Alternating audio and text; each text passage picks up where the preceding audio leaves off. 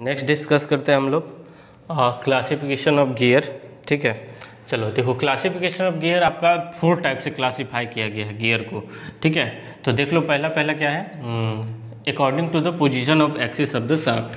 First क्या है आपका, position of axis of the shaft. ठीक है ना, क्या है इसका मतलब कि जो एक्सिस होगा उसका वो किस तरीके का होगा। मान के चलो ये फर्स्ट एक्सिस है तो ये दिख रहा है आपको पैरेलल एक्सिस है। ठीक है, ये क्या है, पैरेलल है। दूसरा क्या हो सकता है, नॉन पैरेलल हो सकता है। तो कहने का मतलब क्या होगा, अगर मान के चलो इस टाइप का अगर गियर लगा दें, इस टाइप का गियर है और यहाँ से ऐसे गियर लगा हुआ है, इसका एक्सिस ये रहा, इसका एक्सिस ये रहा, ये देखो इस पे तीत कटा हुआ है इस तरीके का। ठीक है, तो एक गियर ये हो गया, ये फर्स्ट वन, और ये हो गया दूसरा हो गया। ठीक है, तो ये देखो यहाँ पे एक्सिस क्या हो रहा है, इंटरसेक्ट कर रहा है। क्लियर, तो ये अलग अलग हम लोग क्लासीफाई करेंगे। पहला करेंगे आपका पैरेलल, फिर करेंगे इंटरसेक्टिंग, तीसरा हो सकता है नॉन पैरेलल नॉन इंटरसेक्टिंग। तो इस तरीके का होगा, तो वो क्लासिफिकेशन हम लोग देखेंगे फर्स्ट वाले में। दूसरा है आपका according to the velocity of gear. तो देखो क्या हो सकता है कि वेलोसिटी ऑफ गियर कहने का मतलब कि अलग अलग वेलोसिटी ले सकते हैं। मान के चलो ड्राइवर का कुछ है, ड्रिवन का कुछ है ना, तो इस तरीके का अलग अलग वेलोसिटी रेशियो लेंगे तो उस टाइम से हम लोग क्लासीफाई कर सकते हैं। तो गियर में होता क्या है कि मान के चलो एक छोटा गियर ले लो, एक बहुत ही बड़ा गियर ले लो, तो इस टाइम पे जो वेलोसिटी है इसका ज़्यादा होगा, इस टाइम इस पर कम होगा। तो कम, अगर हमें आगे वाले पे कम चाहिए तो इस तरीके से वेलोसिटी को रिड्यूस भी किया जा सकता है। और अगर बढ़ाना रहे तो अगर बड़ा वाला, इसको हम लोग ड्राइवर बोल दे, क्या बोलते हैं, ड्राइवर, और ये आपका ड्रिवन हो जाए, ड्रिवन या फिर फॉलोवर। तो अगर ये 1 रेवोल्यूशन लेगा तो ये 7, 8, 10 रेवोल्यूशन, 20 रेवोल्यूशन, जैसा भी इसका गियर का तीत होगा, नंबर ऑफ तीत, उस हिसाब से ये रेवोल्यूशन लेगा। तो हमें वेलोसिटी को कम या ज़्यादा करने के लिए हम लोग इस क्लासिफिकेशन में देखेंगे। ओके, नेक्स्ट देखिए, according to the position of teeth of the gear. तो देखो टीथ भी अलग अलग हो सकता है। एक क्या हो सकता है, पैरेलल टीथ होगा, दूसरा क्या हो सकता है, इस टाइप का टीथ होगा। क्लियर है, और थर्ड वन इधर भी होता है। ठीक है, तो अलग अलग टीथ हो सकता है। क्लियर है, तो उस टाइप के क्लासिफिकेशन देखेंगे। उसके बाद देखेंगे according to the type of gearing. Gearing कहने का मतलब होगा इंटरनल गियरिंग है और एक्सटर्नल गियरिंग है, एपिसाइक्लिक है, तो वो हम अलग अलग यहाँ पे देखेंगे। ठीक है, तो हम लोग स्टार्ट करते हैं पहला according to the position of the axis. चलो तब तक इसको आप लोग नोट डाउन करिए।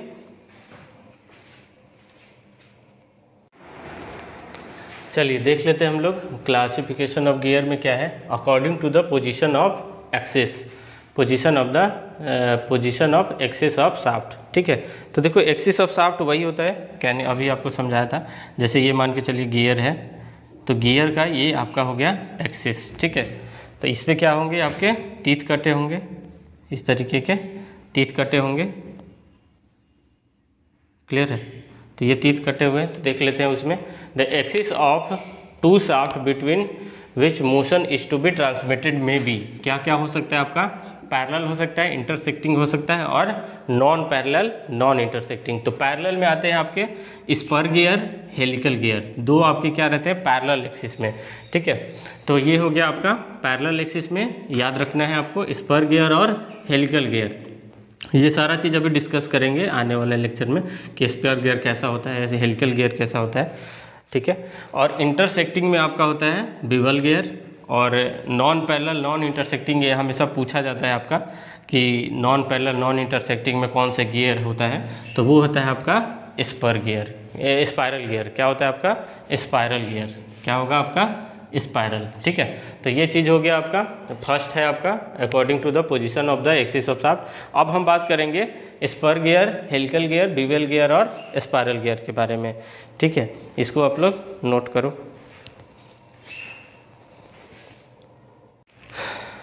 चलिए नेक्स्ट देखते हैं हम लोग spur gear, helical gear and bevel gear कैसा दिखता है आपका, और क्या क्या इसके इंट्रोडक्शन है। ठीक है, तो देखो स्पर गियर में अभी हम लोग क्या दिखा था, जो एक्सिस ऑफ द शाफ्ट होता है वो क्या होता है आपका, पैरेलल होता है। तो देखो ये क्या है आपका, एक्सिस है, ये मान के चलो ड्राइवर है, ड्राइवर, और ये है आपका ड्रिवन। क्लियर, एक है आपका ड्राइवर, दूसरा है आपका ड्रिवन। तो इनका जो एक्सिस ऑफ द शाफ्ट है वो क्या है, पैरेलल है। और इसमें आप देख रहे होगे जो टीथ भी है वो क्या है आपका, पैरेलल है। दोनों चीज़ यानी कि टीथ भी क्या होते हैं, आपस में पैरेलल होते हैं, और जो एक्सिस ऑफ द शाफ्ट है वो भी क्या है आपका, पैरेलल है। दोनों क्या होते हैं, पैरेलल होते हैं। किस केस में, आपका स्पर गियर में, SPUR, ठीक है, स्पर गियर। यहाँ देख लेते हैं, the gear is use to connect, the gear is use to connect, ये कनेक्ट है, कनेक्ट टू पैरेलल शाफ्ट। देखिए आपका क्या है, two parallel shaft and having straight teeth. इनका जो टीथ होता है वो भी कैसा होता है, बिल्कुल स्ट्रेट होता है। ये जो टीथ आपको दिख रहा है ये क्या है आपका, स्ट्रेट है, straight teeth parallel to the axis. और जो टीथ भी होता है वो भी क्या होता है, पैरेलल टू एक्सिस ही होता है। देखिए ये टीथ का बोला जाए तो ये भी क्या है, एक्सिस के क्या है, पैरेलल ही है। Clear, parallel to the axis of the shaft is known as spur gear. इसी को हम लोग क्या बोलते हैं, स्पर गियर। क्लियर। नेक्स्ट देखते हैं हम लोग हेलिकल गियर। तो हेलिकल गियर क्या होता है आपका, इनका तो आपको दिख रहा होगा कि जो एक्सिस है वो पैरेलल है। एक्सिस क्या है आपका, पैरेलल है। ये हो गया आपका ड्राइवर, ये है आपका ड्रिवन। ये इसमें केस में क्या होता है, एक्सिस आर पैरेलल। देखो एक्सिस आर पैरेलल, और जो टीथ क्या होता है आपका, इंक्लाइंड होता है। देखिए ये टीथ है जो इसके ऊपर, वो क्या है आपका, इंक्लाइंड है। लेकिन जो एक्सिस होता है वो क्या होता है, पैरेलल होता है हेलिकल गियर के केस में। तो देखिए the gear is use to connect parallel shaft, जो शाफ्ट है वो क्या है, आपस में पैरेलल है। Parallel shaft having teeth inclined to the axis. जो टीथ है, ये टीथ है, ये क्या है आपका, अगर मैं इसको इधर प्रोजेक्ट करता हूँ तो देखो ये क्या है, इससे क्या है आपका, इंक्लाइंड है ना, inclined to axis of the shaft is known as helical gear. इसको हम लोग क्या बोलते हैं आपको, हेलिकल गियर। क्लियर। नेक्स्ट देखते हैं अपना बिवेल गियर। तो बिवेल गियर में क्या होता है, जो एक्सिस है आपका वो देखो, ये क्या मान के चलो यहाँ पे ऐसे, ये इसका शाफ्ट है। क्लियर, ये इसका यहाँ पे इस तरीके से क्या है, शाफ्ट है। इसको बोल देते हैं अपन ड्राइवर, ये होता है ड्रिवन। ये मोस्टली आपको यूज होता है जो आपका डिफरेंशियल होता है व्हीकल में, या फिर बोल सकते हो जो ट्रक में व्हीकल होता है। आप लोग देखोगे बड़ा सा बॉक्स लगा रहता है रियर पे, रियर व्हील पे, वो बड़ा सा बॉक्स होता है, उसी के अंदर इसका काम होता है। एक यहाँ पे शाफ्ट लगा होता है जिसको प्रोपेलर शाफ्ट बोलते हैं, वो कनेक्ट हो जाता है डिफरेंशियल के थ्रू। तो ये मेनली वहाँ पे यूज होता है ताकि जो आपका जो पावर ट्रांसमिशन हो, अगर 90 डिग्री पे करना हो तो हम इस गियर का यूज करते हैं, बिवेल गियर। क्लियर। तो देख लो ये क्या है, the gear are use to connect to intersecting shaft. तो देखिए ये इंटरसेक्टिंग शाफ्ट है, एक्सिस का क्या है, शाफ्ट का एक्सिस, ये भी क्या है, एक्सिस। तो ये क्या है, आपस में क्या कर रहे हैं, इंटरसेक्ट कर रहे हैं। ठीक है, is known as bevel gear. अब इसके बाद हम लोग देख लेते हैं स्पाइरल गियर। ठीक है, तब तक इसको नोट डाउन कर लें। चलिए नेक्स्ट देखते हैं हम लोग स्पाइरल गियर। तो स्पाइरल गियर का सबसे अच्छा एग्जाम्पल रहता है वॉर्म एंड वॉन व्हील, जिसको हम लोग बोलते हैं, देख लो ये वॉर्म है और ये वॉर्म व्हील है, और व्हील को और बोला जा सकता है गियर बोला जा सकता है। ठीक है, तो ये क्या है आपका, the gear are use to connect non parallel non intersecting. इसको समझना, नॉन पैरेलल नॉन इंटरसेक्टिंग कैसे होता है। मान के चलो ये इसका ये सपोज कर लो, ये है आपका वॉर्म है। ठीक है, और वॉर्म के ऊपर टीथ कटा हुआ है कुछ इस तरीके से। ठीक है, इसके ऊपर क्या कटा हुआ है, टीथ कटा हुआ है। ठीक है, अब देखो ये जो कनेक्ट होगा कुछ ऐसे होगा।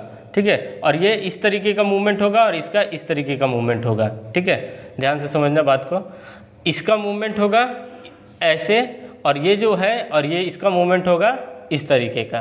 क्लियर, ये मूवमेंट होगा इस तरीके का और इसका मूवमेंट होगा इस तरीके का। साइड में आपको पिक्चर दिख रहा होगा इसका, ये मूवमेंट होता है इस तरीके का और ये इस तरीके का, ऐसे, ये ऐसे और ये इस तरीके का। ठीक है, तो देखो क्या होता है कि अगर मैं, ये सर्कुलर है तो इसका एक्सिस देखा जाए तो ये ऐसे है। ठीक है, ये ऐसे है और इसका एक्सिस किधर है, इधर है। तो देखो ना ही ये पैरेलल है ना ही इस एक्सिस को इंटरसेक्ट कर रहा है। ना ही ये पैरेलल है और ना ही इंटरसेक्ट कर रहा है, तो कुछ ऐसा एक्सिस दिख रहा है, तो ये पैरेलल भी नहीं है और इंटरसेक्टिंग भी नहीं है, ठीक है।